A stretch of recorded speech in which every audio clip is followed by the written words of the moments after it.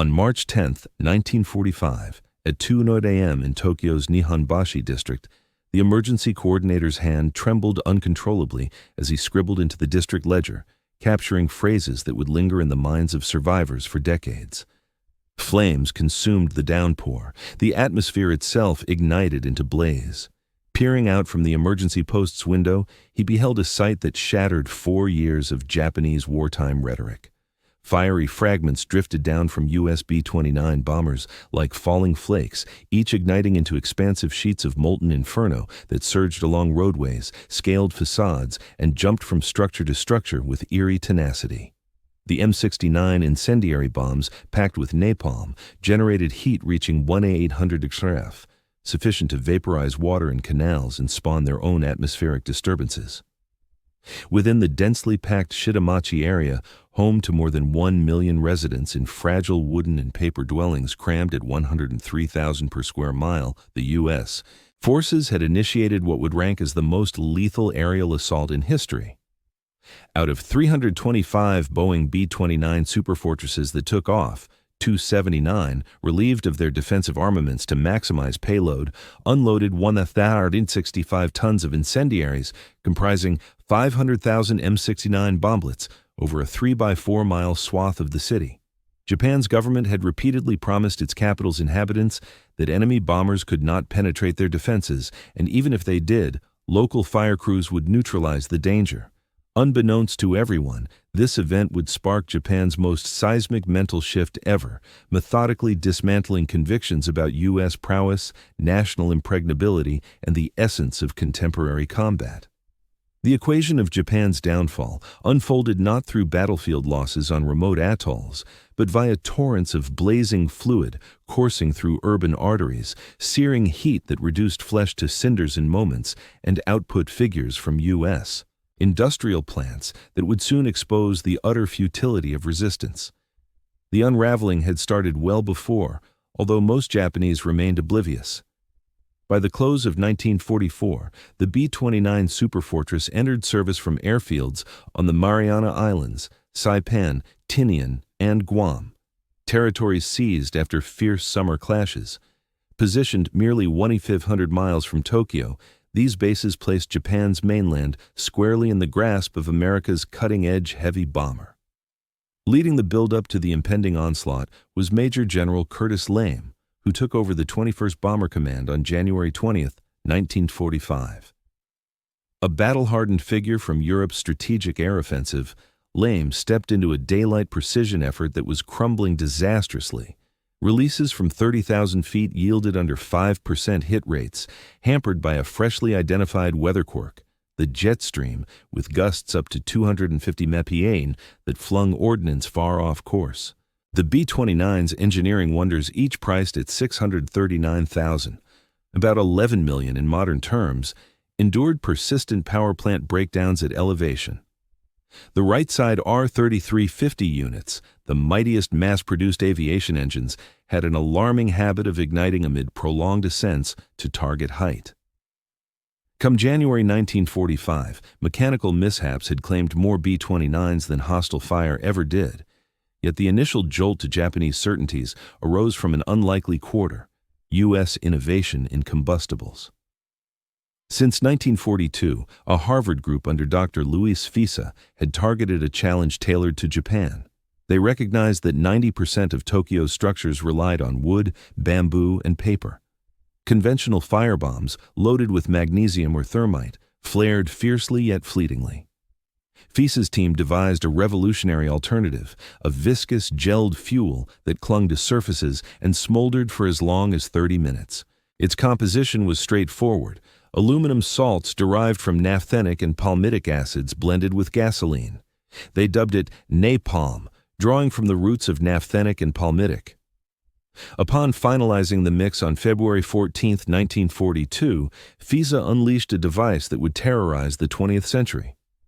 Meanwhile, Standard Oil Development Company, in collaboration with the Office of Scientific Research and Development, had kicked off work on the M69 dispersal mechanism back in October 1941, 2 months prior to Pearl Harbor, indicating that U.S. strategists had foreseen the imperative to incinerate Japanese urban centers long in advance. The unveiling of American might commenced not above Japan, but amid the sands of Utah. There, at Dugway Proving Ground, the Army erected faithful mock-ups of Japanese residential zones, featuring tatami flooring, shoji screens, and authentic lumber from Japanese building practices. Erich Mendelssohn, a German-born Jewish émigré and architect, was brought on to guarantee meticulous fidelity. The experiments run across 1943 yielded findings that, if disclosed, would have chilled Japanese commanders to the core. One M69 incendiary cluster alone.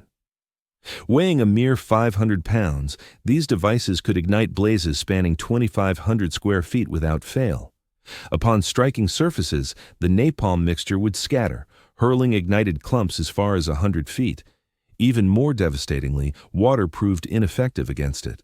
The flaming substance merely bobbed atop the liquid and kept raging, rendering conventional Japanese fire suppression techniques obsolete.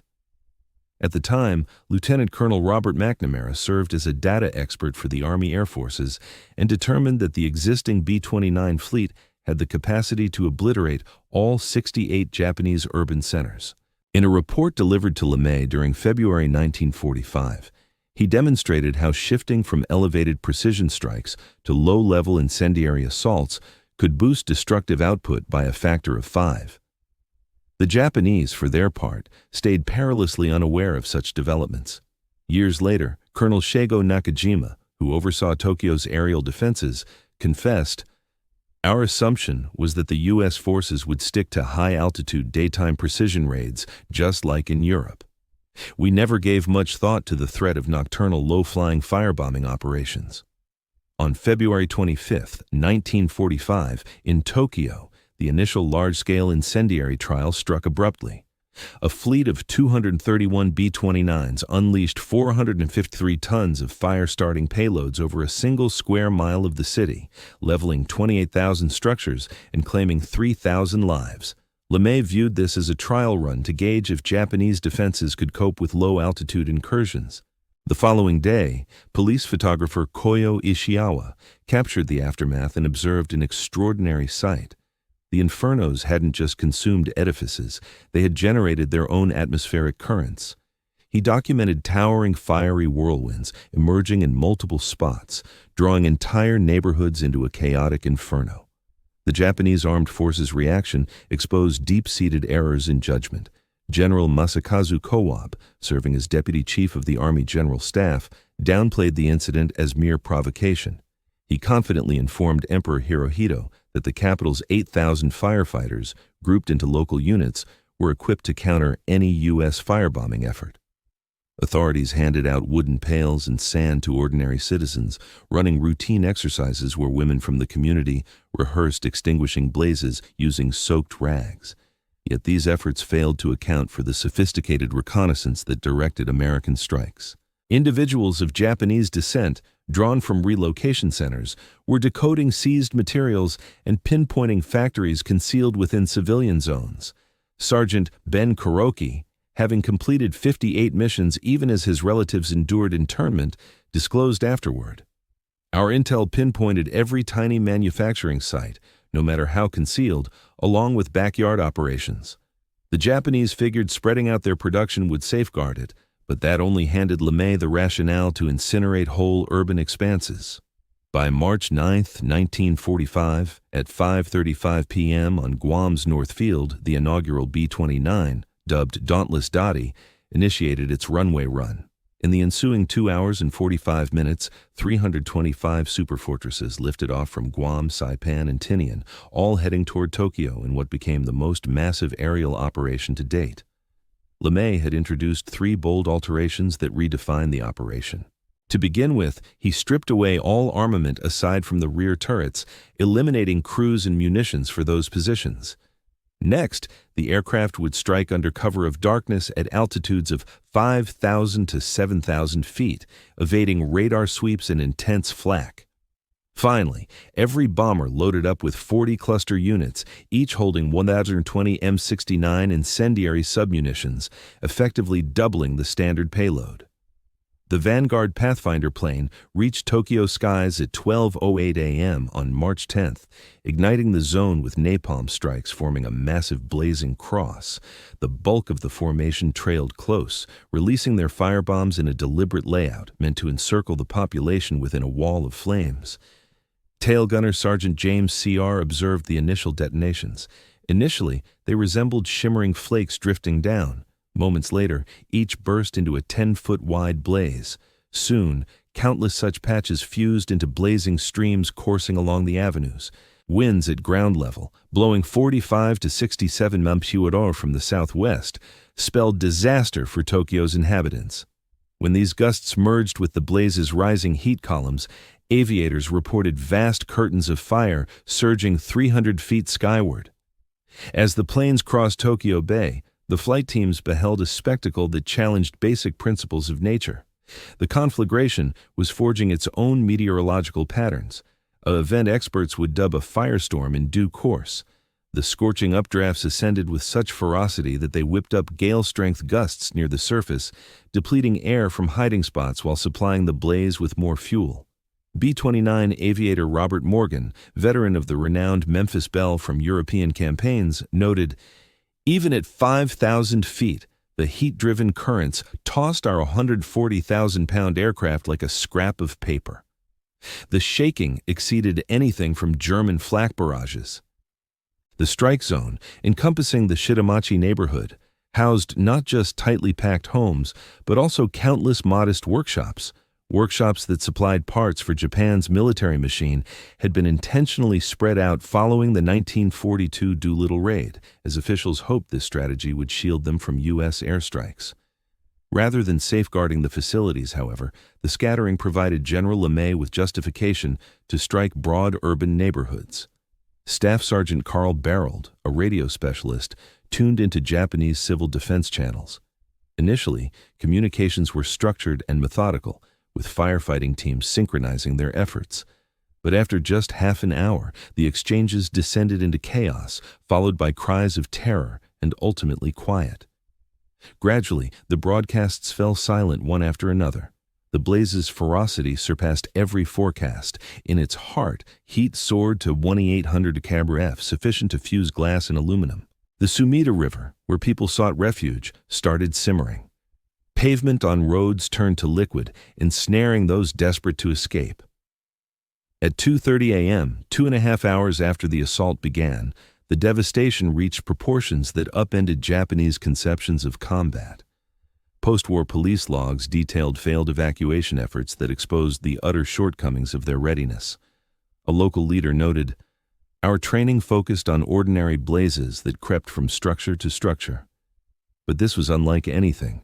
We faced flames assaulting from all sides at once. It poured down from above, surged along avenues like a flood, and leaped over barriers we deemed impassable."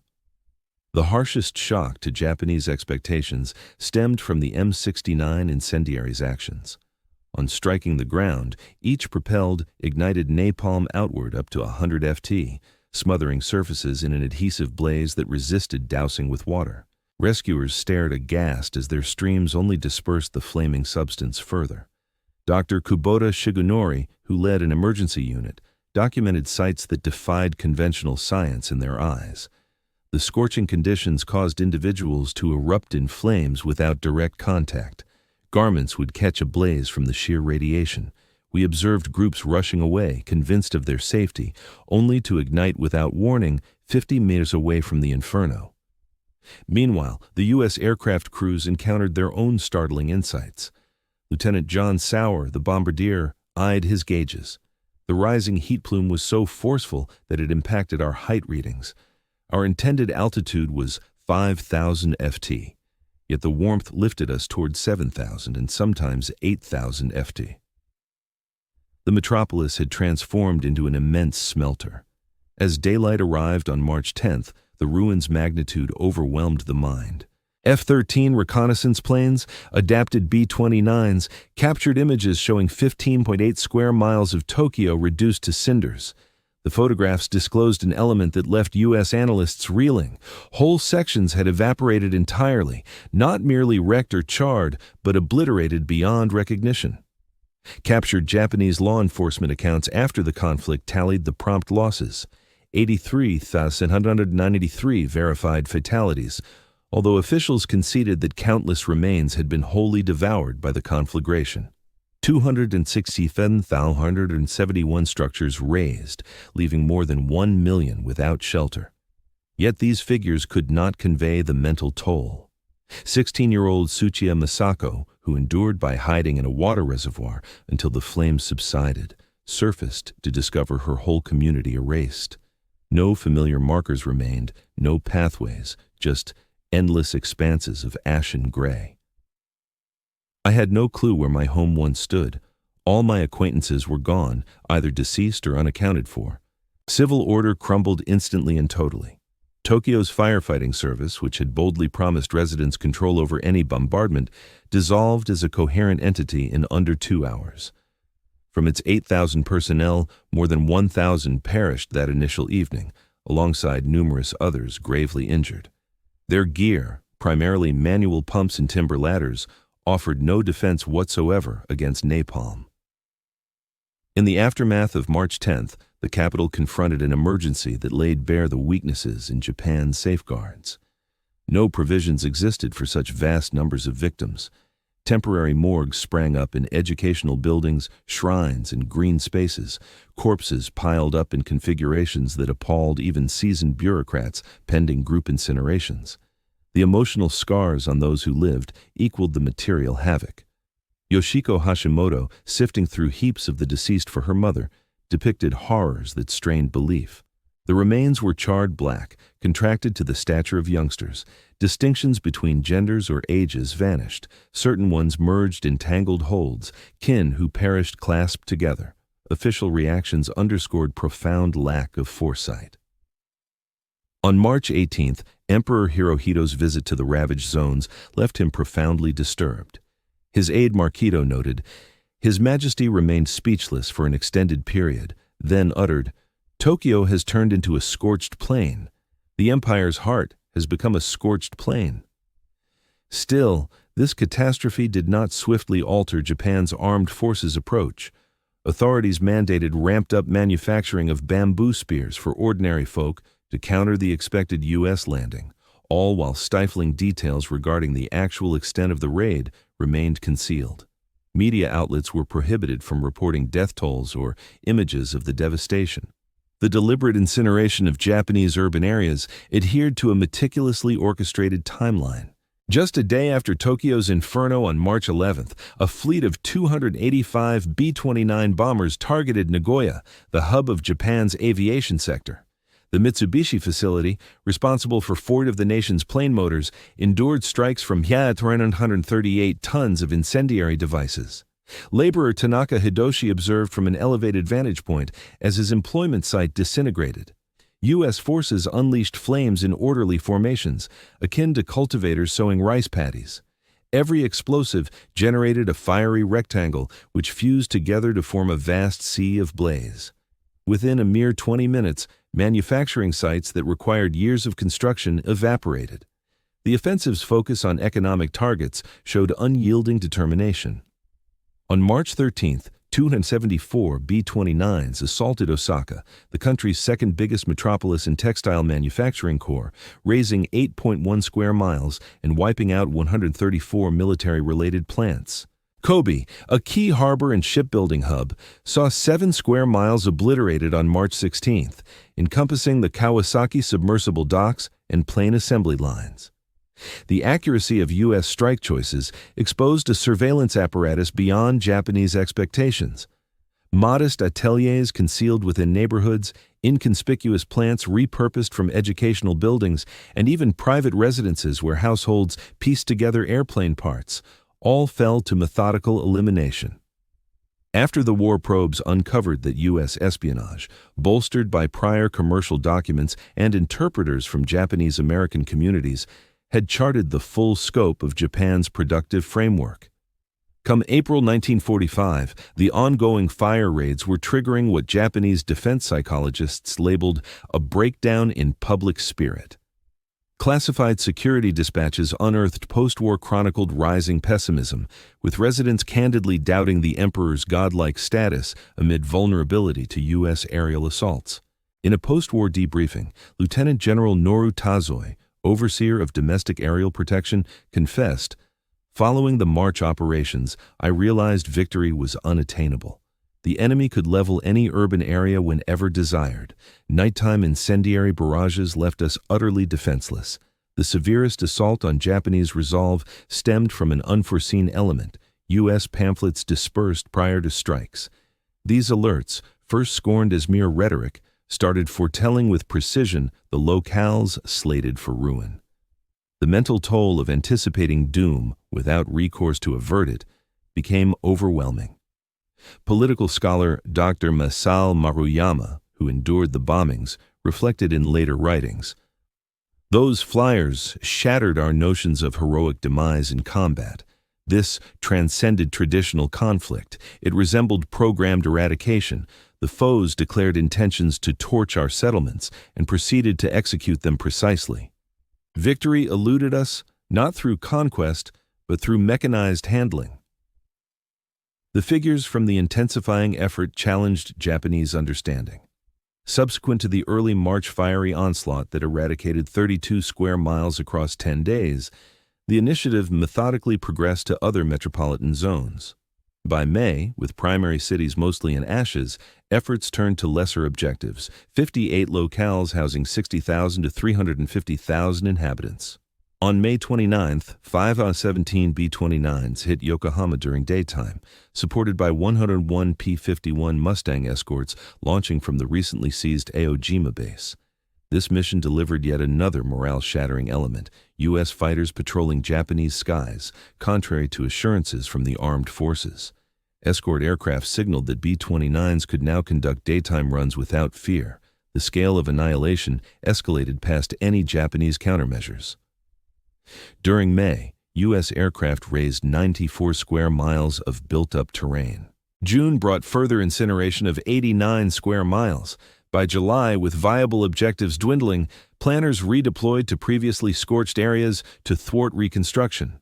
The August 1, 1945, operation exemplified peak American output. 836 B-29s simultaneously hammered 4 cities in the war's grandest single assault. Hachioji, a western Tokyo suburb of 80,000 residents, endured 80% obliteration in one evening. Toyama, vital for aluminum output, faced 99.5% devastation, the war's most thorough urban wipeout. Across the entire drive, personal narratives illuminated the toll of mechanized combat on individuals. Katsumoto Saoto, just 12 at the time of the Tokyo strike, devoted his existence to archiving survivor stories. By 2002, he had amassed more than 1,000 accounts, safeguarding perspectives overlooked by state-sanctioned chronicles. Haruyo Nihi, only 8 during the March 10 raid, offered one of the vividest recollections. While escaping alongside relatives, she got lost amid the turmoil. Gusts were fierce enough to hoist individuals airborne. I witnessed a mother carrying an infant on her back ignite in fire. The child wailed. Moments later, both went quiet, reduced to charred silhouettes tumbling earthward.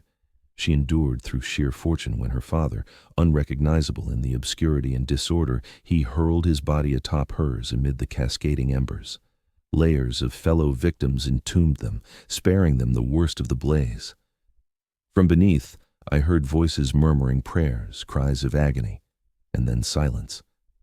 As daylight broke, we clawed our way free, our skins smeared with the liquefied remains of those who had safeguarded us. The mental scars endured for generations. Shizio Takuchi, just 14 amid the assaults, recounted enduring repercussions. For years, striking a match set my hands trembling. The aroma of barbecued flesh provoked nausea. Sunsets in hues of orange sparked episodes of terror. We endured, yet that evening's shadow lingered forever. The healthcare efforts following the incendiary strikes exposed the profound shortcomings in Japan's readiness. Dr. Shigenori Kubota, who commanded an emergency team on March 10th, chronicled wounds that defied all prior knowledge. We encountered individuals whose airways had been scorched by blistering gusts. They clung to life, yet gasped without relief. Some had essentially roasted within bunkers as heat soared past 400 degrees. Our protocols offered no guidance for such horrors. The few intact medical centers were swamped almost instantly. Operating resources vanished in moments. Facilities meant for mere scores of burn cases faced hordes. Healthcare workers confronted harsh choices in prioritization, aiding those with viable prospects while abandoning the gravely charred to their fate. Nurse Takahashi Aiko, stationed at Tokyo Imperial University Hospital, noted, "Morphine depleted within the initial hour, wrappings by the next. Come morning, we shredded our clothing for bandages." The wails echoed endlessly. Even as I succumbed to fatigue 2 days on, those sounds haunted my dreams. The aftermath sanitary disaster stretched far past the initial toll. With plumbing shattered and corpses rotting amid the wreckage, epidemics loomed over the living. Cases of typhoid, dysentery, and lung ailments surged through packed displacement camps. Officials, fixated on bolstering armed forces, skimped on aid for ordinary citizens' health. Underpinning the aerial onslaught was a vast espionage network. The Collaborative Selection Unit in Washington had devoted 2 years to dissecting Japan's city layouts via outdated insurance charts, travel brochures, and commercial listings. They pinpointed every key plant, mapped every prominent urban area, and even cataloged building compositions across districts. Nisei translators, drawn from detention facilities, supplied vital insights. Sergeant Roy Matsumoto, separated from his kin held at Jerome, Arkansas, while he fought in Burma, disclosed afterward, "We decoded seized papers revealing shifted manufacturing sites. A fallen trooper's journal could reference his sibling at a concealed aviation components facility. Each detail fed into strike dossiers. The Office of Strategic Services, or OSS, deployed operatives from non-aligned nations, monitoring Japan's output via cargo logs and commerce records. Swedish entrepreneur Widar Bag, covertly aiding U.S. spies, delivered in-depth accounts of Japan's artificial fuel output that shaped bombing priorities. Astonishingly, U.S. codebreakers intercepted Japanese command signals across the effort. They tracked active skyward protections in cities, positions of nocturnal interceptors, and even instances when fuel deficits immobilized pursuits. Such foreknowledge let planners steer bombers past barriers and hit when enemy planes remained idle. Weather forecasting proved as lethal a tool as napalm. U.S. forecasters had learned to forecast ideal inferno scenarios, arid air, fierce gusts, and unobscured heavens. They scheduled attacks to align with patterns amplifying blaze expansion. The March 10 Tokyo operation thrived in part due to forecasts of robust southwest breezes fueling the maelstrom. Captain Robert Nelson, head meteorologist for the 21st Bomber Command, reflected later, "Those gales would merge scattered blazes into one vast inferno. We turned the skies into a tactical asset." Japanese officials, without advanced prediction tools, failed to anticipate blaze-prone atmospheres. They stuck to uniform protection protocols irrespective of conditions, unaware that some rendered suppression futile. The U.S. even toyed with defensive expectations, launching harassing flights in foul skies to wear down alerts during tempests.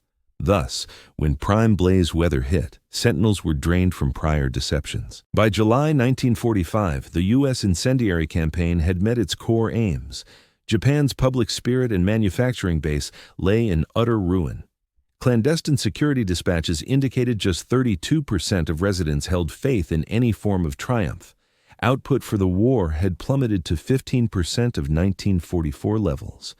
By the end of the war, homelessness affected more than 8.5 million individuals who resorted to temporary dwellings or escaped to rural areas.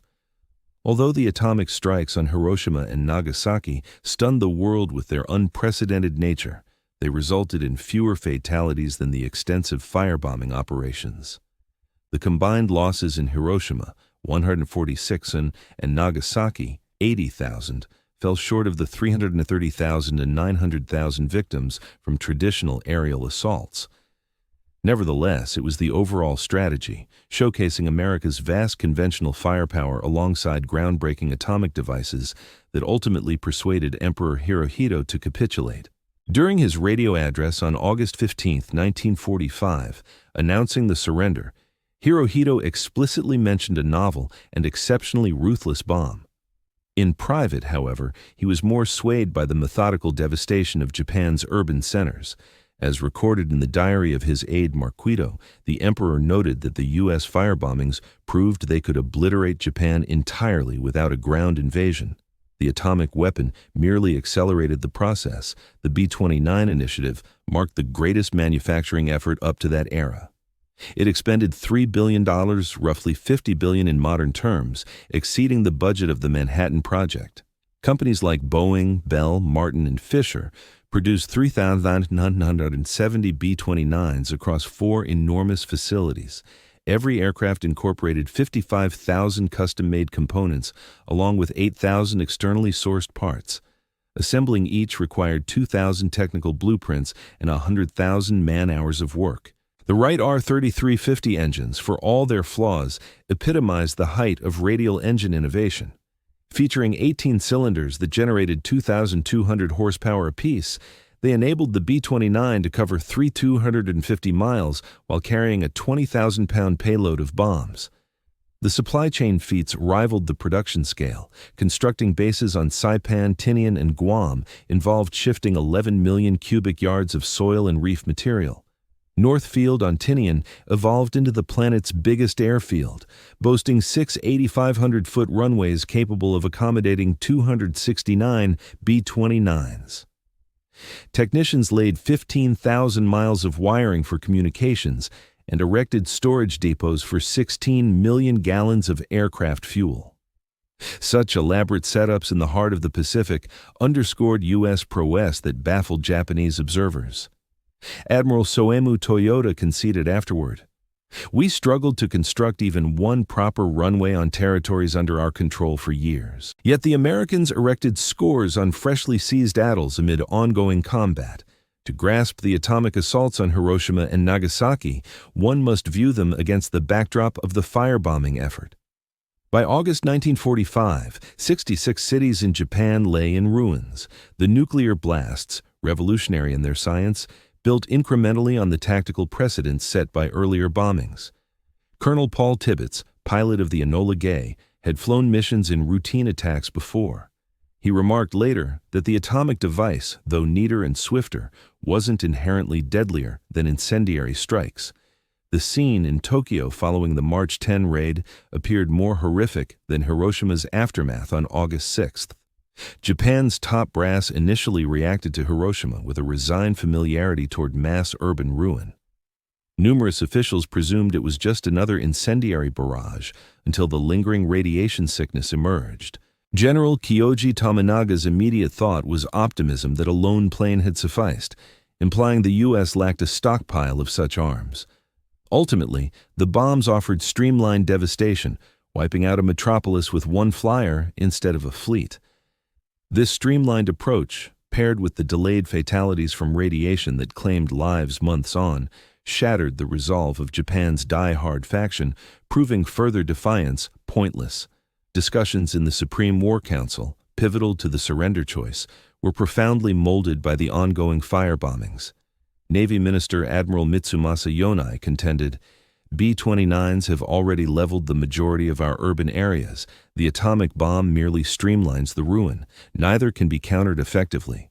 War Minister General Korochika Anami, the fiercest resistor to yielding, had seen assessments indicating America held enough firebombs to raze every Japanese settlement.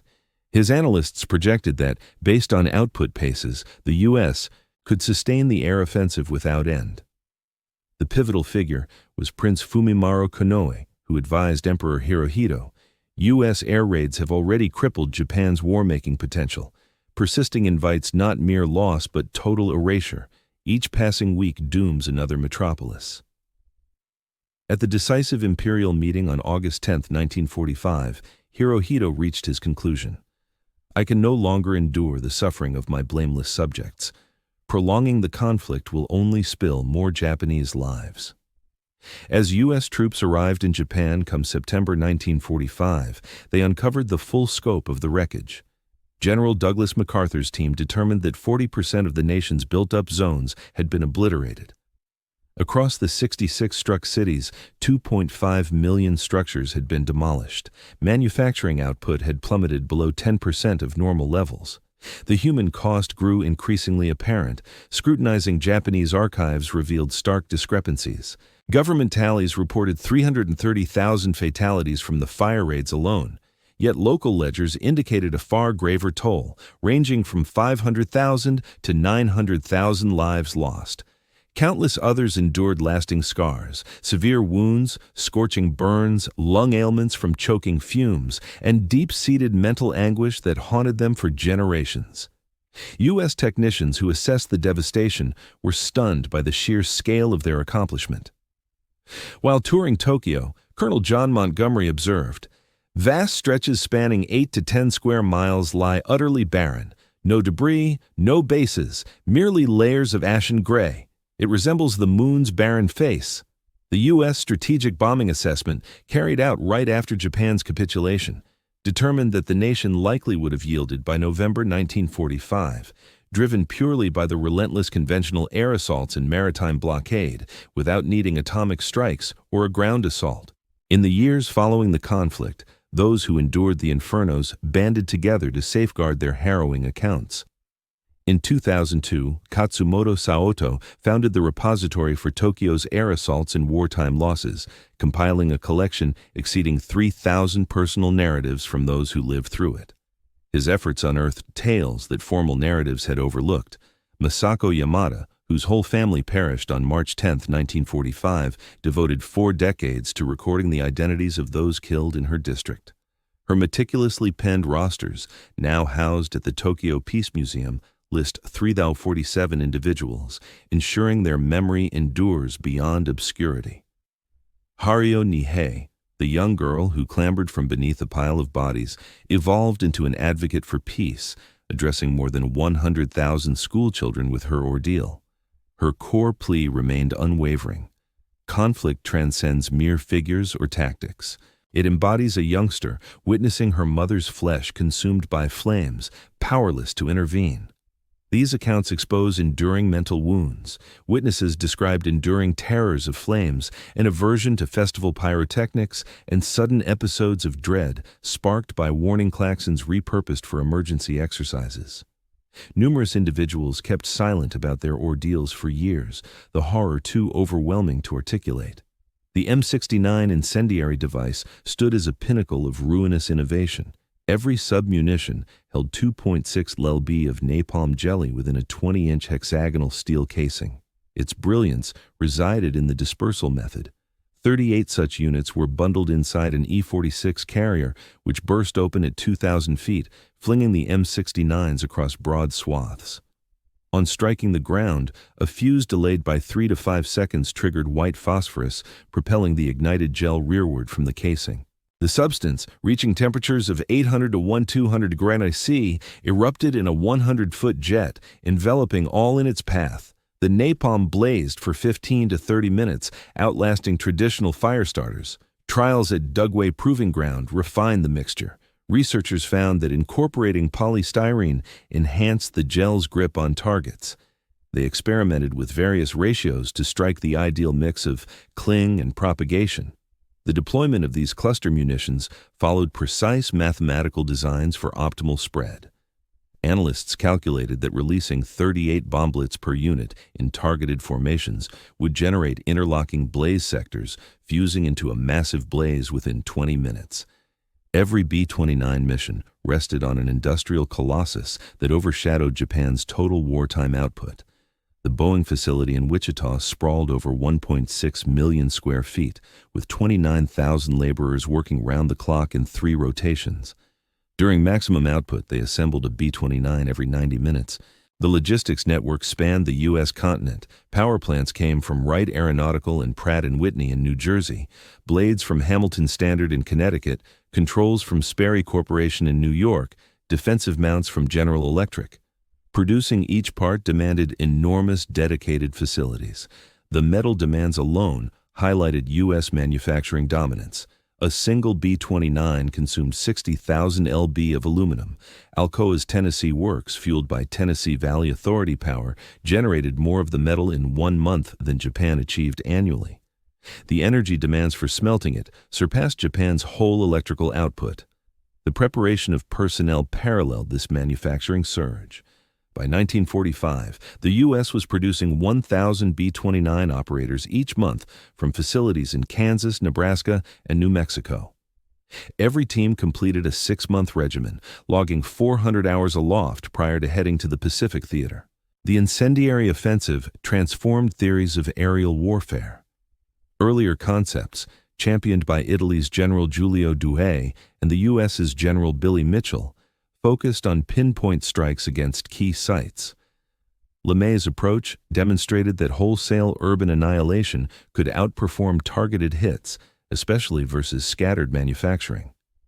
It confirmed economist John Kenneth Galbraith's notion of de-housing, showing that razing civilian dwellings crippled output more than factory hits. Displaced laborers, lacking roofs, meals, or mobility, halted work regardless of intact plants. Later evaluations underscored the operation's tactical ingenuity. Through leveling cities, the raids compelled Japan to the relocation of 8.5 million individuals to rural areas, sparked a massive displacement emergency, draining vital supplies essential for manufacturing weapons. Rail and road networks buckled beneath the weight of this exodus, blocking essential supplies from arriving at operational plants. The mental tactics were just as cunning. Through preemptive flyers revealing impending strikes, U.S. forces triggered mass evacuations that hampered output far beyond the physical damage from the attacks. Laborers abandoned urban centers preemptively, leaving their jobs vacant well prior to any assaults. On March 7, 1945, General Curtis Lame opted to abandon high-altitude targeted strikes in favor of low-level widespread incendiary assaults, a pivotal shift in leadership during the conflict. He acted alone, bypassing notification of his commander, General Henry Arnold, until following the initial operation.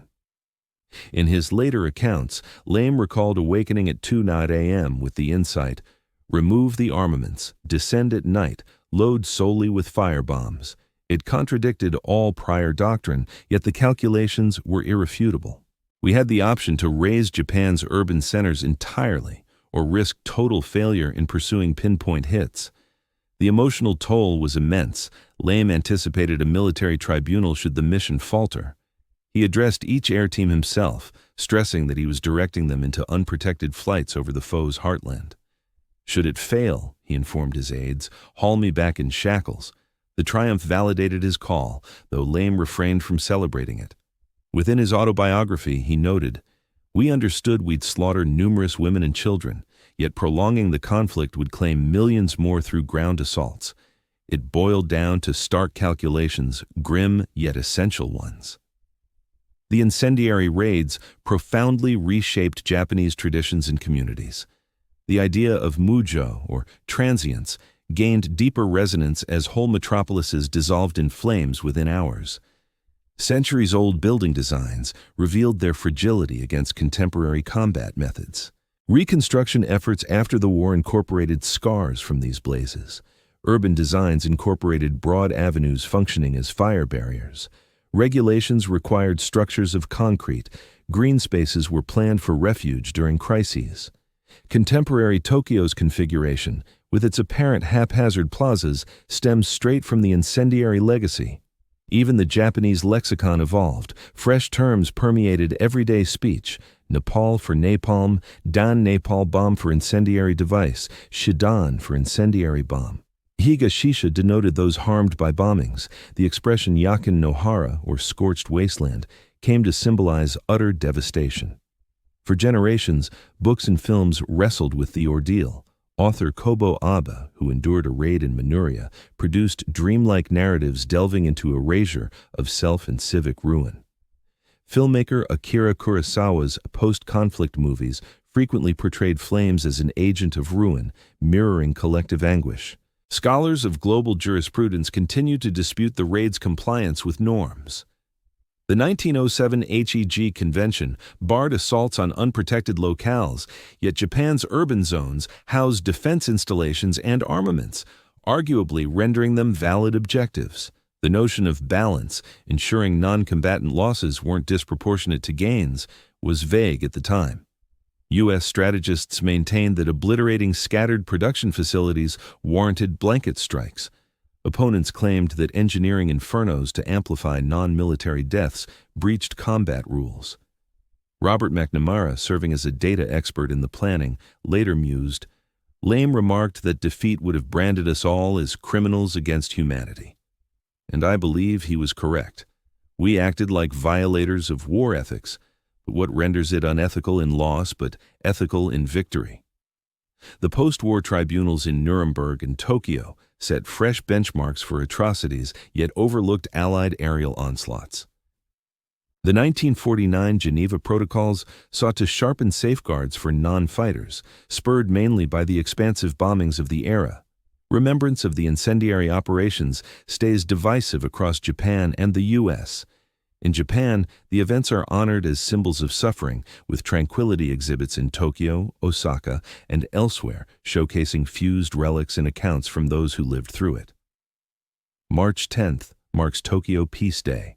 In America, the fire raids faded from collective recall, eclipsed by the atomic strike's stark uniqueness.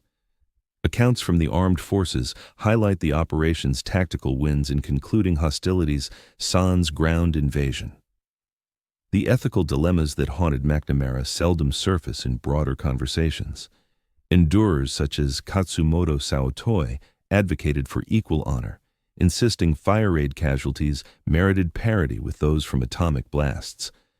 Tokyo's authorities historically demurred, wary of muddling their story of endurance or straining ties with Washington. Lately, studies have pursued even-handed reviews. Richard Frank's downfall posits the strikes spared countless lives by averting a land campaign. Mark Selden's The Firebombings of Tokyo and Japan stresses the intentional focus on non-combatants. The discussion persists. The relentless firebombing offensive persisted unresolved, its technological breakthroughs shaping combat strategies for decades to come. Napalm, refined through assaults on Japan, emerged as a staple incendiary tool deployed widely in Korea and Vietnam. The notion of cluster munitions advanced into today's pinpoint-guided explosives. The analytical approach is honed for raid coordination, encompassing data evaluation, odds assessment, and system enhancements, solidified as core elements of military doctrine. McNamara would later employ these identical quantitative techniques as defense secretary, yielding contentious outcomes in Vietnam. Forecasting weather for battlefield purposes saw remarkable progress. Methods devised to anticipate blaze outbreaks fed into contemporary meteorology. Insights into blaze dynamics, citywide inferno spreads, and heat impacts informed global urban design and fire prevention codes. The B-29, for all its triumphs in the Pacific theater, swiftly faded into irrelevance amid the rise of jet propulsion. Yet the massive production push behind it underscored U.S. prowess in innovation, paving the way for the aviation sector and eventual space endeavors. Debates linger over exact losses from the firebombing drive, though records offer baseline tallies.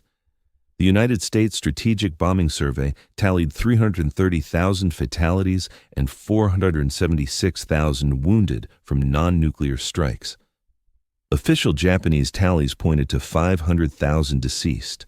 Certain scholars project as many as 900,000 fatalities, factoring in later fatalities from scorching, fume suffocation, and illnesses.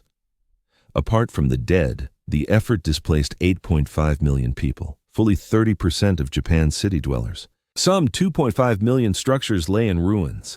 Financial devastation surpassed 25% of the country's total assets. Output from factories plunged to just 10% of potential. The mental scars defied quantification. A post-war analysis by Dr. Masahiro Yamamoto on 10,000 survivors revealed 73% grappling with ongoing worry, 61% haunted by repeated bad dreams, and 44% displaying signs akin to today's PTSD diagnosis. Such wounds echoed down family lines and into societal lore. Health repercussions endured for years. Those who lived through it faced higher incidences of lung ailments due to soot exposure, lasting discomfort from flame wounds, and surges in cancer that might tie to hazardous contaminants.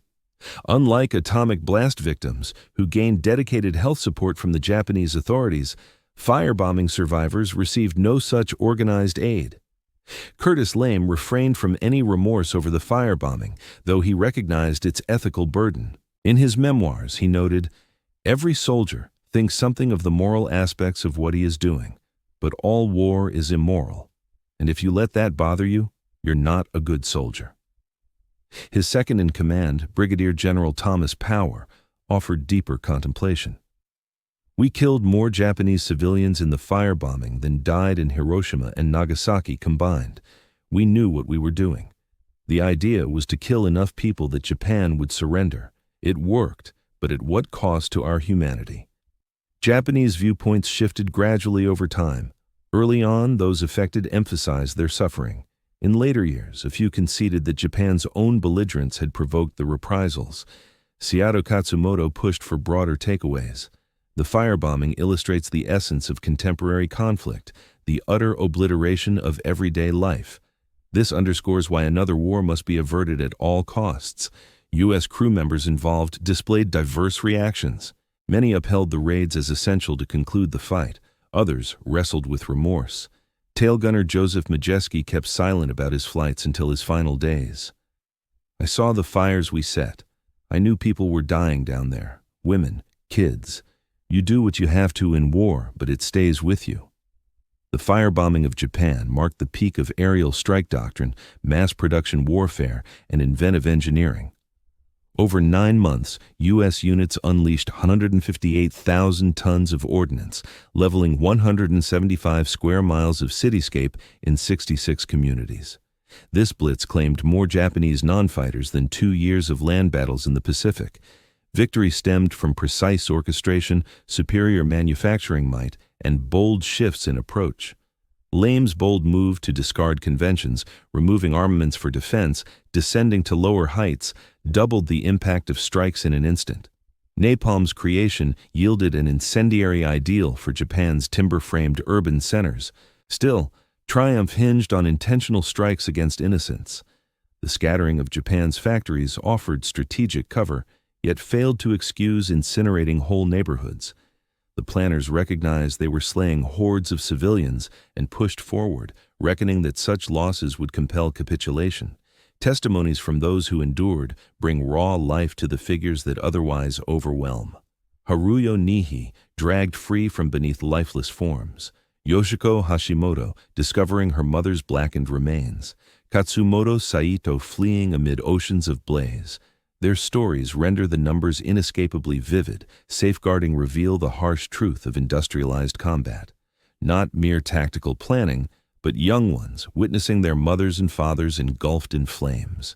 Contemporary Tokyo conceals lingering wounds from the incendiary raids.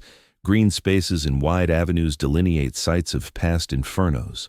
Monuments enumerate districts that were utterly obliterated. Aged eyewitnesses continue to recoil from alarm sounds, shun barbecued meals, and dread crimson dusks. This anguish has woven into Japan's societal fabric, influencing the peace-oriented stance after the war and partnerships with past adversaries. While the operation achieved its aim of compelling capitulation without ground assaults, its ethical toll demands scrutiny. The effort illustrated how saturation bombing could dismantle countries, yet it sparked debates on boundaries in armed conflict. In his later years, McNamara confessed, "We were behaving as war criminals, capturing the lingering conflict between operational demands and ethical principles." The incendiary assaults represent the deadliest use of non-nuclear armaments on urban centers in recorded history. They showcased U.S. manufacturing prowess alongside combat's slide toward deliberate slaughter. The blazes that devoured Japanese metropolises shattered myths about the essence of contemporary battles. Not clashes among forces, but methodical obliteration of whole communities. Ultimately, Japan hadn't anticipated U.S. incendiaries turning the skies into a fiery deluge, generating heats that vaporized waterways, atmospheric patterns spawning whirlwind gales, and conflagrations depleting air from subterranean refuges. They geared up for traditional engagements, confronting instead the total annihilation of their urban landscapes by a foe whose production scale defied understanding. The aftermath stays divisive, with ethical dilemmas unresolved, yet the accounts from those who endured, handed down across generations of narratives, guarantee the personal toll endures in memory. As Sayatomi Katsumoto penned prior to his passing, "I share these accounts not seeking pity, but to caution. This is the form war takes when innovation fuels devastation. Let humankind never loose such infernos again." The figures convey a single narrative. Between 330,000 and 900,000 fatalities, 66 urban areas razed, leaving 8.5 million without shelter. The personal stories reveal a different tale. Youngsters left parentless in an instant, households dissolved in pyres, whole districts wiped from the map. Combined, they chronicle the instant when armed struggle evolved into a novel and horrifying realm. The power to eradicate full societies from above, crumbling ages of heritage to cinders over one evening. That power, unveiled above Tokyo on March 10, 1945, irrevocably altered the character of conflict and humankind's potential for ruin. The infernos that ravaged Japan's urban hubs illuminated the path to our atomic era, in which whole countries teeter on the brink of extinction by a solitary choice. The Japanese saw their preconceptions shattered by unrelenting conflagration, flames that descended as precipitation, surged as floods, and devoured all in their grasp until vast cities simply faded away.